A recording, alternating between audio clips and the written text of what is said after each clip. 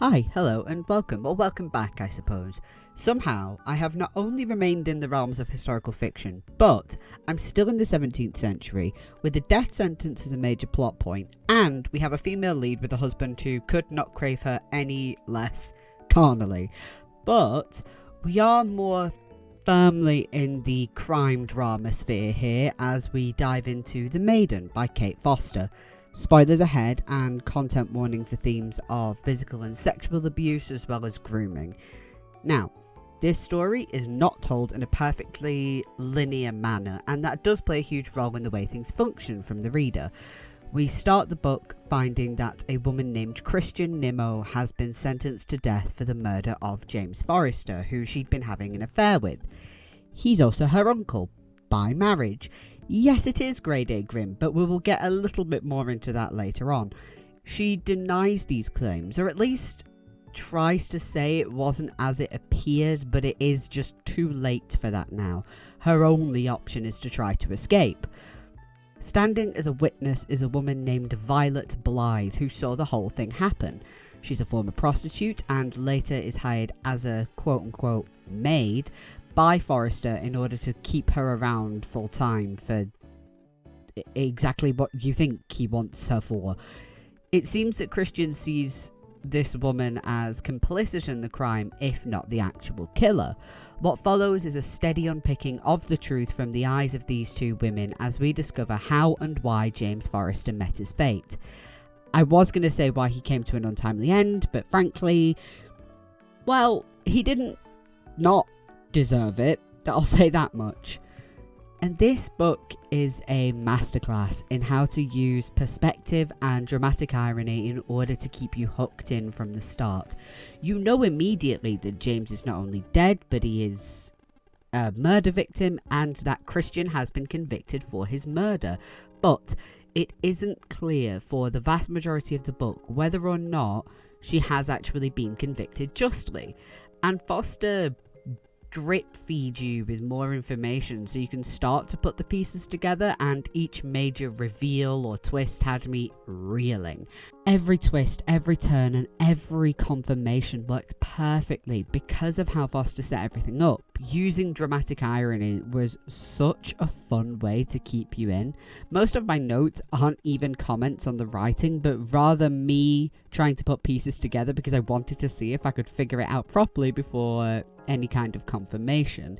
It was a case of, well, we know this, so if that's the case, then surely, and that's most of my notes. And I did manage to put some pieces together, but in other cases I ran with the tiniest thread and was completely wrong. But that is testament to the writing here.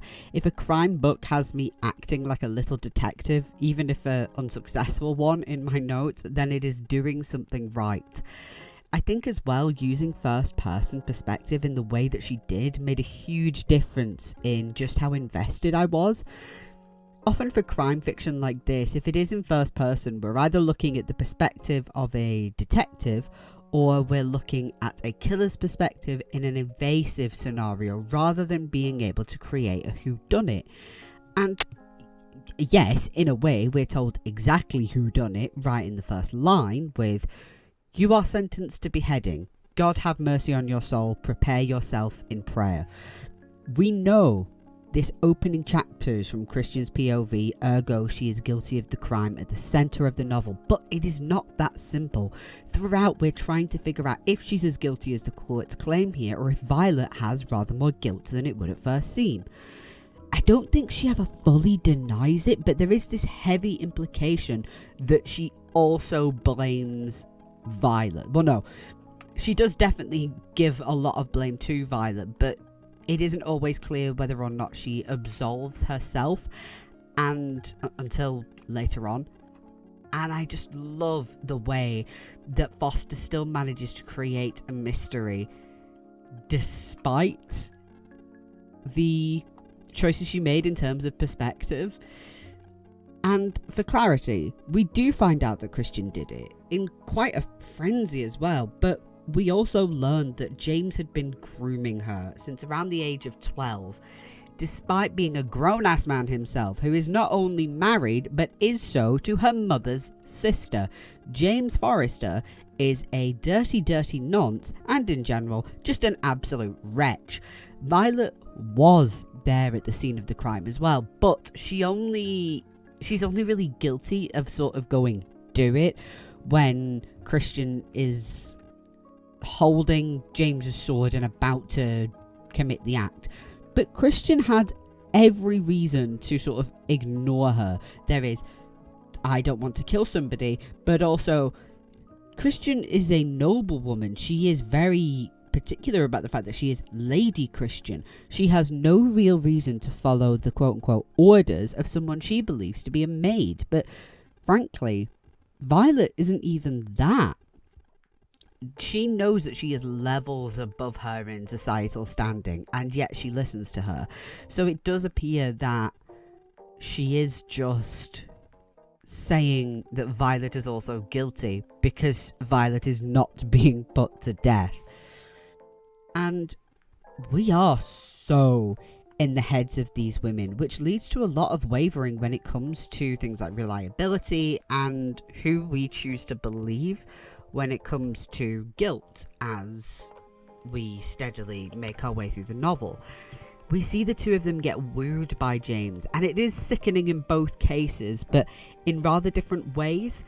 For Christian, we know she's always been rather flustered by her uncle, and that he hasn't hidden from encouraging that in her. But when she's not only an adult, but also a married woman, he really worms his way under her skin, picking and clawing at her insecurities in order to make her need him. The further we get through the book, the more we see that this is actually the result of years worth of grooming. As a reader, you do recognise that before Violet does. For her, it was just that she was thinking, oh, well, he started looking at me when I was younger. He made me feel special when I was younger. To her, it doesn't read as anything wrong at first, but she does come to realise that what he was doing was making her pliable to him. And Foster uses the time her book is set in to really play on how this mistreatment is denied by not only herself but those around her, mostly her mother and her sister. It is grooming, but it isn't exactly worded that way by people, herself or anybody else. Like, it's often referred to him trying to seduce her, but when she was about 12, that's when it started. Like, that's not even a, well, they got married young back then kind of age. We see that too with her sister getting married, I think at 15 or 16, and that is still grim. But as far as I'm aware, that still tracks for the time. Like I say, I think we're in the mid to late 17th century.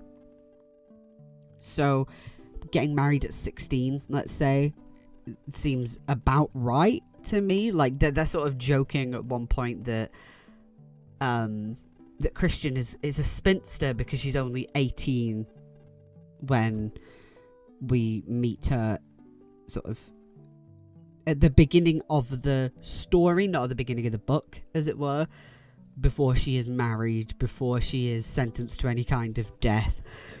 Sentenced to any kind of death? Anyway, like I say, she's only 18 when she is married and subsequently having an affair. Violet is also about the same age. You know, these two are young women, barely past girlhood, and that is something that very clearly shapes their perspectives and how they view the world. Christian has grown up in wealth, and even after the death of her father revealed a substantial amount of debt, she's still been able to live a life of luxury. The further we go, the more it becomes clear that this life has somewhat given her an inflated sense of importance. It shows up more and more as the book goes on, and even before the confirmation, it is what made me sure she was charged rightly at the beginning. There was this lack of self-awareness at times that mixed with a particular kind of selfishness that just moved the pendulum more and more to her. And for Violet, she grew up with nothing, basically, and she lost her parents and her baby sister when she was just 12 years old. She was taken in by a woman named Mrs. Fiddis, but this wasn't an act of kindness. Fiddis is a brothel madam, and she even auctions off Violet's virginity. She is in this profession when she meets James, and he takes her to his castle to hire her full time. Now, this is not at first under the guise of her being a maid. For the longest time, he actually just keeps her hidden away in a turret where he's made this horrible, sordid little sex den. And, she's haughty and bawdy and full of wit and charm. There's a feeling that somehow she could use all that to frame Christian for a murder that she's committed. And to be clear, it never felt like she used her sexuality to her advantage in terms of where I was thinking, like, if she is actually the guilty party, it felt like she would be able to charm her way out of it rather than using the fact that she is a sex worker, just because she is such a smooth talker. And I mean, we hardly have DNA evidence putting people at the scene of the crime, and it is a sex worker's word against that of a lady. But Christian isn't a talker. It is sort of part of the job, I guess, for Violet to have the gift of the gab, and that's where I was thinking, if it is Violet, this is how she has managed to frame Christian. But, of course, that smooth talking, bawdy side of her isn't the full picture. Like I said, she lost her whole family very young, and she was trafficked. There is a really fragile and broken woman under it all, and seeing things from her perspective allows us to dig deep into that. Where with Christian, we see that her background makes her have this heightened sense of self-importance. Regardless of her self-image issues, we sort of see the opposite with Violet. She has this brash outer shell, but it does hide a very soft inner. And James picks at insecurities. With Christian, he does so by getting at the fact her husband is not sleeping with her at all, and she's always felt rather unattractive, especially compared to her sister. And let's be real, he's spent years getting what he wants from her, but with Violet, he knows he doesn't have to put in quite so much effort with her because he knows she needs the cash. He can pay for sex for anyone. She needs him, he does not need her. And he still tries to play big man because he's still knocked my mic there. But he still tries to play big man because, he still has an ego, and he tells her, oh yeah, once I didn't have to pay a sex worker like you because, I was so good in bed. And she plays up the whole oh wow, that's so exciting, tee hee hee. But listen, she's heard that before. Regardless of how disgraceful it is that she had to, and I mean that from a moral standpoint, not a writing standpoint, how disgraceful it is that she had to do what she was doing from such a young age. It does mean that she has experience in this area, and she is just she's a bit of an old hand at it. She's wilier than Christian, but in the end, she does still kind of fall for him in a way. That is until she sees the darker side of him, and it comes of twofold. On the one hand, it is because she discovers that he's been taking advantage of his young maid, Ariana. She's a very pious girl who would not fornicate given the choice, but she can't lose this job because all her money goes to her family. And connected to that, James ends up whipping Violet with a belt as a form of punishment for talking negatively about him. And it is surrounding Ariana where the perspective difference really works. Christian is the one to discover this first because she walks in on them and she behaves like she's been cheated on, despite the fact she's having an affair. She's been groomed and charmed, I understand that, but, and of course that means to her what they have feels real, but you still know you're a mistress. Come on. And meanwhile, he's getting his dick wet with any woman that meets his eye, and honestly, it does not matter if they say no to him. He won't leave his maids alone. He is insatiable. It's actually disgusting. It is very, very clear that it is a kind of power trip to him. He can have whoever he wants. He will have whoever he wants, whether that means he gets to flash his money like he does with sex workers, or he can lure in a woman like Christian, or because he hires these maids, he knows that he can just, they're mine now. Like, the thing with Christian is that she doesn't actually think that he's taking advantage of Oriana. She sees the maid as a mistress more than a girl being taken advantage of. She sees her like a harlot more than a victim. But she hadn't got to self-reflection yet, because that does change once she realises that she too is a victim, which, a bit late by then, not only because she's been victimised and lost her job, but also because that does happen. I'll talk about that in a second. But also, the man is dead. You are about to be by the end as well. But the thing with it is, so Violet does end up taking something from James. She takes like a little brooch, and James notices that it's missing. He doesn't know who has it, and Christian wants him to fire Oriana because of what she walked in on, and he uses that as an excuse, blaming her for it, not knowing that it was in fact Violet. And that is actually kind of what leads to the final moments, because it is in finding the brooch, trying to get with Violet, that Christian walks up and sees what's happening, and that's the whole kerfuffle of the end. All very exciting, but I'm not going to go into detail there. It's just a case of that self-importance really shows with Oriana, because it's just like, well, I want you to get rid of her. Because his wife dies at one point, and I personally think that the reason she got so sick was because of him. Whether he was making her sick literally, or just driving her to alcoholism, because she was an alcoholic, I do think the reason she was sick was because of him, and I think he just was happy to use that to his advantage. And as soon as he had Christian in his traps, he would use the fact that, she does have a bit of an ego now, because she's a lady and she's hiding this big secret.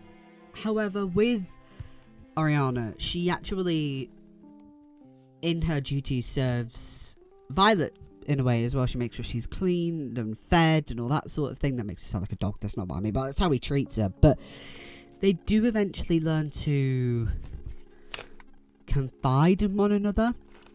Violet is the one to get the truth about the fact that it's actually assault out of Oriana, and discovers that it has been going on a while.